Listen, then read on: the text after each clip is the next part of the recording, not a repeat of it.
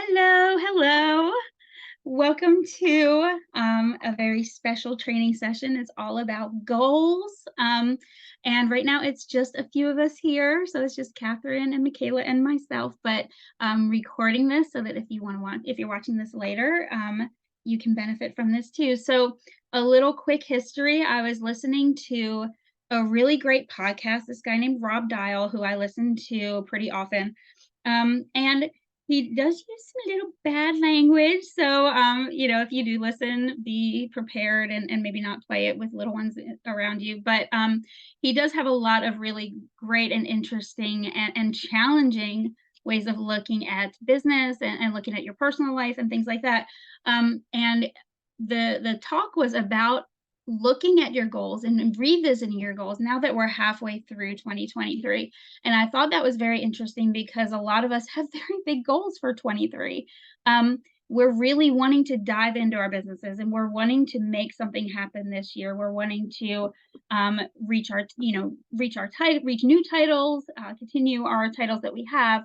And it's worth looking at, okay, how do you know where you're going when you don't know where you've been? So with that in mind, I did want to share my screen. Oh, I hope it'll play the audio. Catherine, will you tell me if it plays the audio when I start? Sometimes this makes me nervous. I feel like there is a um, setting that I needed to do real fast. Let me see if I can do it really quick. I think it's somewhere here. Well, I'm gonna try it and just hopefully, because I think that I had there we go. Okay, I'm gonna see if you can hear this or not. I haven't started. That you can ever look. Okay, were you able to hear that? Okay, good, because I did adjust my settings a while back. So this is him, and I absolutely love this metaphor, and so I wanted to share it before we get digging into the goals. Important lesson that you can ever learn about life, you can learn from a lobster. Now, see, what most people don't know is that a lobster is actually a really soft animal that lives inside of a hard shell called an exoskeleton. And this exoskeleton does not grow. So eventually, the lobster will have to physically break out of its own shell. And it knows that it's time because it starts to get extremely uncomfortable in its current shell. So it goes inside of a rock, hides from predators, breaks out of its shell, and regrows another larger shell.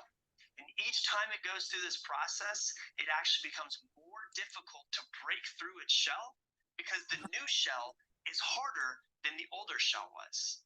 And this is an extremely stressful process for the lobster to have to go through. And the lobster is one of the few animals in the world that never stops growing until the day it dies. So it does this over and over again. So the stimulus for growth for a lobster is discomfort and stress. Now, if lobsters had doctors like humans do, they go to the doctor and say, hey, doc, I'm stressed out all the time. I also feel uncomfortable. The doctor would say, hey, no worries. Here's some pills. Take those and you'll feel better. And a lobster would never grow. See, this is how growth works for us as well. For us to grow, we must sometimes go through some stressful things. We might have to be uncomfortable and break out of our shell every once in a while. But every time we do, we grow and we become stronger and more resilient in the process. And that makes it harder to break us the next time. And if more stress comes, we must fight through it, knowing that we'll grow and we'll become stronger on the other side. Think about this for a second. What was the hardest time in your life? I bet it was hard. I bet it was stressful. I bet you didn't want to go through it. But here you are, stronger on the other side, more resilient having gone through it. It made you who you are today. So next time you go through something that's really hard, know that you'll be okay. You'll get through it, and it'll all work out in the end. It always does. And you'll come out stronger on the other side. So just remember, be like the lobster. Don't run from the hard times. Break through them. And until the day you die, never stop growing.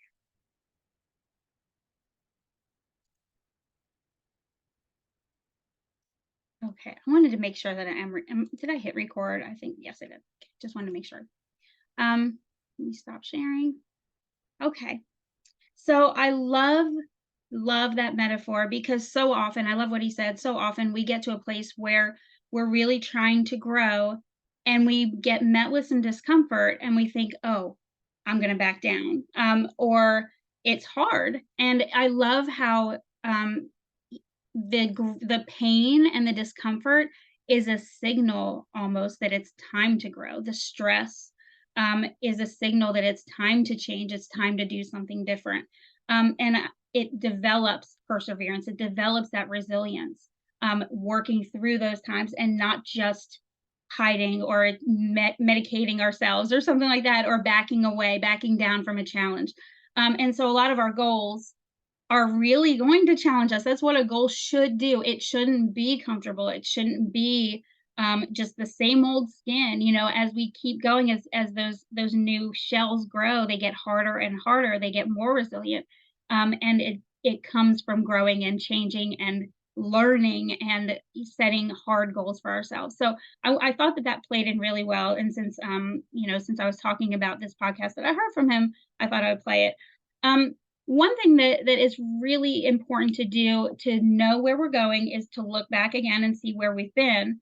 And so we want to take a look at the past 6 months, the first 6 months of this year, and say, okay, what have I done right? What have I done well? What have I not done well? And what you want to look backwards, but then also use that to look forward. So, what did you do well? What can I improve upon? And look at it in terms of what can I stop? What should I stop doing? What should I start doing? And what should I continue doing? And so when you take a look at what you should stop doing, things like that won't accomplish the goal that you're trying to reach in 23. Um, are you sleeping in? You know, is that something that's keeping you from accomplishing the goal that you want? That was a big one for me, sleeping in. If you're looking at health goals, it doesn't just have to be with your business. If you're looking at health goals, are you eating late at night? Are you having caffeine too late in the day, and that's keeping you awake? So then you go to sleep late, and it's just this cycle. What do you need to stop doing? What do you need to start doing? Things like one great thing would be turning off the phone after a certain period, after a certain time at night.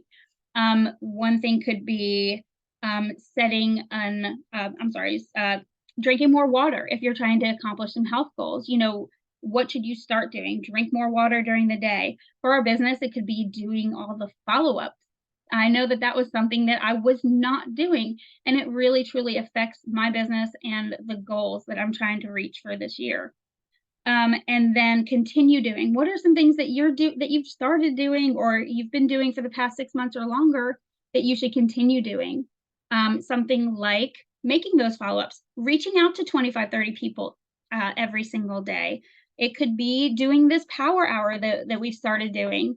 It could be reaching out and being accountable to somebody that maybe you weren't doing that. So look at what you've been doing the past 6 months that that you should continue doing that will help you reach your goals, and not to just give yourself a pat on the back, but to help sort of set the stage for what's to come in the things that you should stop and start doing. So it's kind of giving you like a pathway. Um, so there's 6 steps. Let me see, did I count right? Six, one, two, three, four, five. Oh, 7 steps. 7 steps um, to to get the growth and reach the goals that you want to reach for the second half of 23. Um, First of all, it's about knowing what you want. Okay. It's one thing to say, I want to promote in title, or I would like to increase my paycheck. I would like to have more parties, but that's not specific. We've talked about SMART goals. I'm not going to get into all that, but you want it to be specific. You want it to be something you can measure. You want to give, a time, a duration to it. But be clear. And I love what Rob said about this. He didn't just say know your goals and write them down. He said fixate on them. And I love the idea of really knowing those goals inside and out, fixating on them so that that is what you're walking toward every single day. Everything you're doing from now until the end of the year should reflect this goal, that it's like a finish line. a person in a race, a runner in a race, doesn't like just run aimlessly. He is looking toward that finish line. He's even looking at every step before that finish line. He's looking, you know, 5 seconds up the road, 5 seconds up the road. But the ultimate goal, like he knows where that finish line is and what everything he's doing during that race is to reach that finish line. And that's how we should run this race. That's how we should run our businesses, as though we have this finish line in front of us. And that's what our eyes are fixated, like tunnel vision on that finish line. And it's about also knowing when you're coming up with your goals, what does success look like to you? Is it helping a certain number of people promote? Is it increasing your paycheck so that you can pay off a debt or so that you can go on a vacation? What does that vacation look like to you? What does it look like to be free of that certain debt that you have? Maybe it frees up money to do something else with that money. Like be specific, really dig into what your goal is, why you're wanting to reach that goal, why it's going to improve your life, in what way will it improve your life, and then try to even dig in deeper. Okay, well, why do I want that? And like keep trying to level it up and say, okay, well, that's good. Yes, I want to pay down this debt, but why? Okay, why? Every time you can ask yourself more whys, you're really digging in deep and you really get very clear on what that goal is. Um, I love the idea, and I heard this metaphor about a shooting range. Okay, so you have two people at a shooting range, and one person, they both need glasses. Okay, they both don't have perfect vision. One person has glasses or contacts, like the correct vision, the very clear vision of what they have their glasses on, and the other person does not. So when they're shooting at this target, who is going to be more successful? It's the person that can see that target more clearly. It's not the person who is like just kind of shooting wild, trying, hoping he hits it. It's that person that can see that target, can aim for it and shoot it. And that's what we really need to be doing with our businesses, is getting more clear. What does it look like in the next 6 months to reach that goal? Step two, and I love this. And Michaela, you had mentioned this during one of your trainings, probably a lot of your trainings. Determine what exactly you will need to give up in order to reach that goal. So when you're saying yes to something, whether it's a goal or anything in your life, when you're saying yes to something, you are saying no to something else. And I think that that's where a lot of consultants get tripped up, is they think, well, I should have this thing, but I don't want to give anything up to have it. I want to have a good paycheck with Pampered Chef, but I'm not willing, or I don't want to give anything up to get there. If you are saying that you want to get healthy, you want to improve your eating habits, you want to get healthier, you want to lose some weight, but you say, well, I know I should give up sweets, but I'm not going to give up sweets. I know I should give up drinking alcohol, every single night, like a 6-pack of beer or whatever, every single night, but you're trying to get healthy. Like if you're not willing to give up that thing that is keeping you from your goal, then you are not going to reach that goal. So, they really do go hand in hand. I hate mornings. I hate mornings, but I know that not waking up in the morning and getting some work done was really keeping me, and has been for a long time, keeping me from reaching the goals that I have for myself. And so that is one thing that I was determined, although I hate mornings. I can't remember who it was. Somebody said that they were not a morning person, but they had to become a morning person. They had to change that thing about themselves. And so that is something that I've been really working on in myself. And that might mean going to sleep earlier. Still working on that one. Going to sleep earlier, and maybe not watching Netflix with the kids until as late. It's a very specific thing that we have to give up, but it's to reach our goal. Step 3, figure out a date that you're going to hit that goal by. So it's great to say, okay, I want to reach senior director. That's my big goal. I want to hit senior director. Well, if I don't have a date in my mind, it could go on forever and ever and ever. So it's sort of like planning a wedding. You could take 2 years to plan a wedding and plan the perfect wedding. Everything is just how you want it. But you know what? You could plan a wedding in a week if you needed to, and it could be just as wonderful, just as perfect. But you have that deadline. If you said, well, I'll just keep planning until it's done, and you don't have that deadline, then again, you're much less likely to hit that goal. Um, if you have, I love the idea of having, my kids and their school projects. I'm telling you, my daughter had to write a thesis, had to do a thesis with like research and everything for her high school diploma, the one that they had to do a thesis. And no joke, she waited until the last second. But think about that. If she didn't even have that deadline, it would have just kept going and going and going.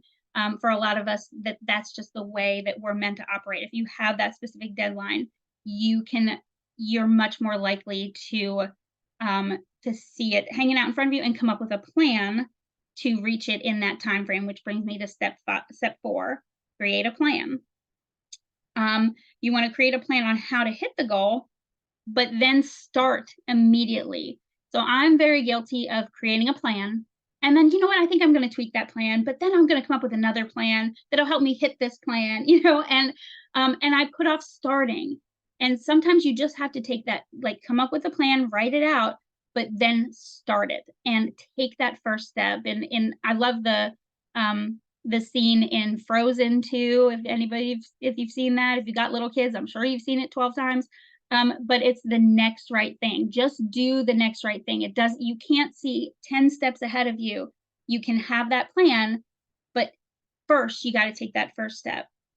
So it could be something if you're eating healthier. I love using that example. If you're trying to get healthier, doing your meal planning, your meal prep, that is going to help you accomplish your goals throughout the week. That is something that you can plan and try to do immediately. Without a plan, it's sort of like driving from here to California and saying, you know what, I'm just gonna go west. Well, Michaela, it wouldn't be west for you. I'm just gonna go and I'm just gonna keep driving. But if you have GPS, how much more efficiently will you get there? Yes, eventually you might reach California. You might wind up in Mexico. You might wind up in Maine if you're really messed up. But if you have an actual plan and your GPS is keeping you on target, and you have those turn by turn directions and all, even though you may have to adjust it here and there, you're going to reach California, you're going to reach your goal so much more quickly with so much less frustration than you would have without that plan. So a plan could be, for example, let's see, okay, I'm going to accomplish my goal of recruiting this many people. I'm going to recruit this many people per month. But in order to reach that, I need to make this many reach outs per day about about the business. In order to do that, I really need to have this many parties, so I'm in front of that many people.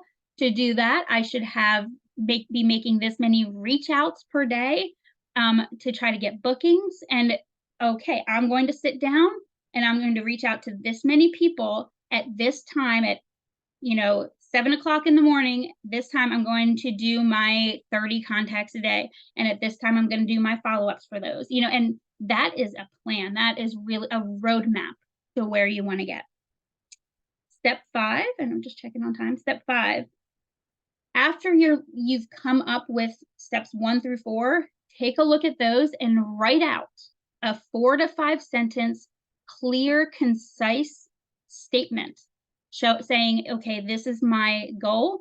This is what I want to accomplish by when, and this is how I'm going to get there. So it shouldn't be very long. It should just take into account steps 1 through 4, but then in a very short paragraph. And share that with your upline. Share that with your director, or share that with, if you have an accountability partner who is walking through these steps with you, share it with them. Somebody that you can tell it to. But then step 6 with that, alongside that, is take that and you have it written out, and you can put it on your mirror, you can put it in your wallet, whatever, but you read that 2 times every day. You read that out loud. You have to go off somewhere, you read that out loud 2 times a day so that you know it. And I think, a lot of times we forget what our goal was, why we want to get there, when we want to get there by, how we're going to get there, and we just forget. We forget what that looks like. And so because when it's out of sight and it is out of our mind, and then we start to take a little detour this way instead of going straight like the roadmap tells us. We just take like one little wrong turn, and what does that do? It takes us farther and farther away from the goal that we set for ourselves. And so this is a really great time to do some like habit stacking, what they call habit stacking. I don't know if you've heard of that, but it would be like, okay, you brush your teeth every day. There's something you do every day. Fix yourself a cup of coffee. Have this piece of paper by the coffee maker so that when the coffee is getting ready, when the machine's heating up, you can take it during that time, or even when it's brewing, you can take it and read that out loud. At night before you go to bed, if you are putting the kids to bed and when you come downstairs, you can be like, okay, I'm going to read it then. Like stack those habits so that you do it every single day, 2 times a day.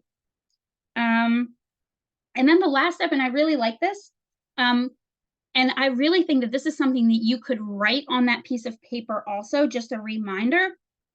How can I make this easier on myself? It doesn't have to be hard all the time. It can be, how can I make this easier on myself? So it could be something like delegating or eliminating something on your list. Maybe it is, if you know that you have to be better with your time management, hiring an assistant or hiring somebody to clean your house or something like that. Like, right? It doesn't have to be the actual what you're going to do to make it easier on yourself. Just a reminder to find ways every day to make this process easier. And so just write out, how can I make this easier on myself at the bottom of that paper where you have your statement. Um, Once you've done, so those are the 7 steps. So to reiterate what those were, it was fixate your mind on your goal, on what you want to accomplish. Number 2 is determine exactly what you'll have to give up to get there. Number 3 is know the date that you want to reach that goal by. Then you want to create a plan, a very detailed plan on how to get there.